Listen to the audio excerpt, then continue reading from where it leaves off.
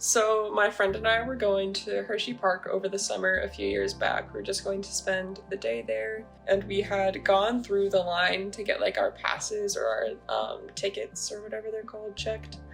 And then we were in the line to get our bags checked because they have some security.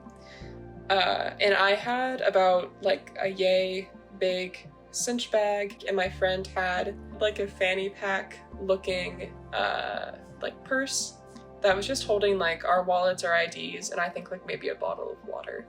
My friend is a Filipino woman, and we were like going through the line, and we got to this older white gentleman who was supposed to be checking our bags, and he kind of waved me through, and he then paused once he got to my friend and waved her off to the side so that his colleague could look at the contents of her bag, even though it was like a super small bag. And as we're waiting there, I'm just waiting to rejoin with my friend, he kind of like leans over and says like we're conspirators. You know how they are. And at the time I didn't really know how to react. It was very obviously a racially motivated term. I wouldn't describe my friend as white passing, and I am a very Caucasian person, just very pale. He definitely viewed me as kind of like a safe person to say that to, which was very uncomfortable. I didn't know how to respond, so I ended up just kind of like awkwardly laughing it off, but I wish I would have said something in the moment to make him rethink or even realize that I wasn't the type of person that he wanted to say that to.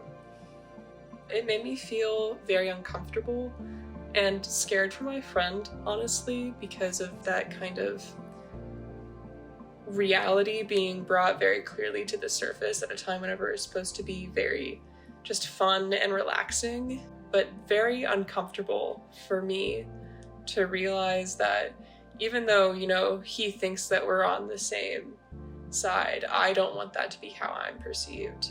I didn't know what to do in the moment, and I was struck with that kind of very deep, uncomfortable feeling.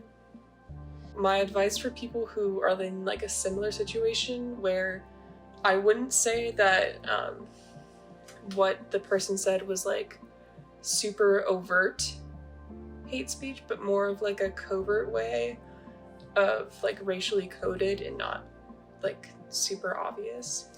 One of the ways that I think would be a great way in the future, if I'm faced with this or if someone else is faced with this, is to kind of ask, what do you mean by that? Just kind of get them to think about what they're saying and expand upon it. And if you don't want to do that, something that I learned from working in the food service industry is that sometimes people say really like rude things without thinking. They kind of forget like another person's humanity. And so if you say, sorry, I didn't catch that, it kind of forces them to rethink what they're saying. And if they, you know, double down and say it with their chest, then they're forced to say that. And then you can address it more directly. But a lot of times they'll change what they're saying because there's a realization of humanity.